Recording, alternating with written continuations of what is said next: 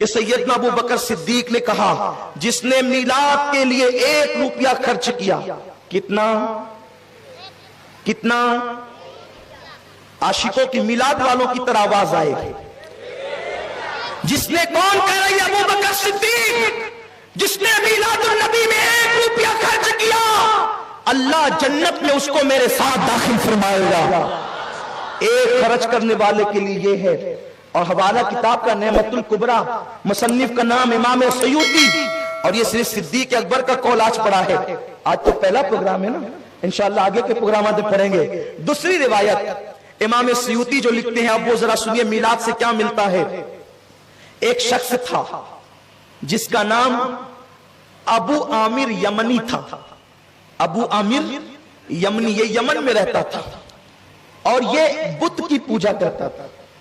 ایک بت تھا اس کے گھر میں، یہ اس بت کی پوجا کرتا تھا، اسی کے آگے سر ٹیکتا، اسی کو مناتا، اسی کو سمجھاتا، اس کی منتیں کرتا۔ اس کی ایک بیٹی تھی، بس ایک لوتی بیٹی، آنکھ سے اندھی ہے، گونگی ہے، لنگڑی ہے، لوڈی ہے، اس کا حال یہ ہے۔ ایک دن ابو عامر نے کہا کہ اے میرے بت، میں نے زندگی بتا دی تیری عبادت کرتے کرتے، ایک کام کر، میری بیٹی کو شفا دے دے۔ لیکن بت میں کہاں طاقت، جو پتھر سے بنا وہ نہ شفا دے سکتا ہے نہ بیماری دے سکتا ہے۔ اس نے کوئی جواب نہیں دیا، وہ گڑ گڑاتا رہا۔ یہ چھت پر اپنی بیوی کے ساتھ بیٹھا اور بیٹھ کر کہتا ہے اب ہم نے اس خدا کو چھوڑ دینا ہے، اب ہمیں حق خدا کی تلاش کرنا ہے، معبود برحق کی تلاش کرنا ہے، چلو ہم ڈھونڈیں گے اس راہ میں۔ اگر تم نے میرا ساتھ دیا تو ٹھیک ہے، اور اگر تم نے ساتھ نہیں دیا تو میں اکیلا جاتا ہوں۔ میاں بیوی کی محبت بڑی گہری تھی۔ ابو عامر کو اس کی بیوی نے کہا تم اکیلے نہیں، میں بھی تمہارے ساتھ چلوں گی۔ ابھی وہ دونوں باتیں کر رہے تھے کہ اس وقت رات ڈھلتی جا رہی تھی۔ میاں بیوی محبوب و محب کی باتیں اس قدر طول پکڑتی چلی گئی کہ رات ڈھلتی چلی گئی اور رات کا آخری پہر آ گیا۔ جب رات کا آخری پہر آیا تو وہ رات کون سی تھی؟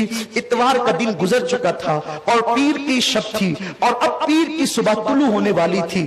ابو عامر کو، اس کو بیوی کو نہیں پتا تھا خدا کو ڈھونڈنے جا رہے ہیں، آج وہ خدا کوئی خاص کام کا ظہور کرنے والا ہے۔ رات کا آخری پہر آیا تو انہوں نے کیا دیکھا کہ اوپر نور ہی نور ظاہر ہوا، انوار ہی انوار ظاہر ہوئے۔ جب کرم ہوتا ہے غم سبھی راحت و تسکین میں ڈھل جاتے ہیں، جب کرم ہوتا ہے حالات بدل جاتے ہیں۔ نور ہی نور ہوا، انوار چھا گئے آسمانوں پر، اور گویا کہ نور کی قندیلیں زمین پر اترنے لگی۔ انہوں نے اوپر گھبرا کر دیکھا یہ کیا ہو رہا ہے، یہ کیا ہو رہا ہے؟ تو غیب سے آواز آئی لوگوں مبارک ہو، مبارک ہو، آج اللہ کا آخری نبی جلوگر ہو چکا ہے، امام الانبیاء تشریف لا چکا ہے، اللہ اکبر۔ اس نے پوچھا یہ کون ہے؟ تو کہا کہ یہ جو ہے اللہ کا پیغمبر ہے، اللہ کا پیغمبر ہے۔ جب اس نے یہ آواز سنی تھی کہ ادھر جب اس نے اپنے بت کی طرف توجہ کی تو اس کا بت جو ہے وہ اوندے منہ ذلیل زمین پہ گر پڑا تھا۔ اس نے اٹھایا وہ پھر گرا، اس نے اٹھایا وہ پھر گرا، اور وہ زبان حال سے کہنے لگا آج میں اپنی جگہ بیٹھ نہیں سکتا کیونکہ محمد رسول اللہ تشریف لا چکے ہیں، حبیب خدا آ چکے ہیں، وہ پیغمبر برحق آ چکے ہیں۔ اس نے کہا وہ ہے کہاں، یہ محمد ہے کہاں؟ تو اس نے جواب دیا وہ مکہ میں بی بی آمینہ کے گھر پیدا ہوا ہے۔ اتنا سننا تھا، ابھی اسی میں حیرت زدہ تھے وہ لوگ کہ جو گونگی لنگڑی لولی بیٹی تھی وہ اٹھ کر کے چھت پر آ کر کھڑی ہو گئی۔